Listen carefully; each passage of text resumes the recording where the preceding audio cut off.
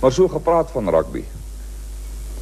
Een van die manne van Bartley Wes, dit is nou daar tussen, so op 'n driehoek tussen Kimberley en Warrington. Ry toe die oggend 5:00 Johannesburg toe om te kom rugby kyk. Hy is daar weg en so 9:00 kom hier aan en soos jy weet maak die kroeg mos 10:00 oop. Ja, ek weet, ek sta elke oggend na BW, ja. Dis reg. En hy beland toe so op sy gemak, gaan hy nou kuier, hy is nou op pad Ellis Park toe. Kuier. Hy kyk die stad van oog tot oog. Nee, hy kyk hom met 4 oë.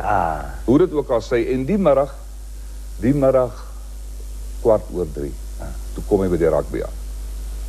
Mag ek 'n sigaret opsteek? Ja. En ek moet dit doen om vir jou te verduidelik. Enige verskoning is. En jy gee nie om as ek staan nie.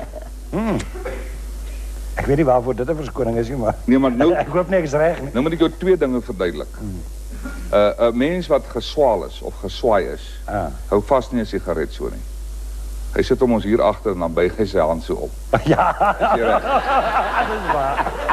En so as so 'n mens kyk mos nie so om nie.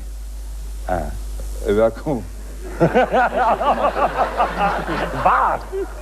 En daar waar die man sit, agter hom, maar julle moet nou duidelik met my wees, sit 100,000 mense. Agter hom. Agter hom. Nou sit hy, en net toe hy sit, skree ou hier van agteraf, Piet! En hy vlieg op. En hy vat so 'n trek. En hy begin die ou soek. En hy kyk weer vorentoe en hy sit, en net toe hy sit, skree ou weer van agteraf, Piet! En hy staan op en hy vat weer so 'n trek. En hy werk hom so op sy tyd. Werk hy hom so om. En hy kyk weer vorentoe en net toe weer skree die ou weer Piet en hy staan op en hy vat so trek en hy werk hom so op sy tyd.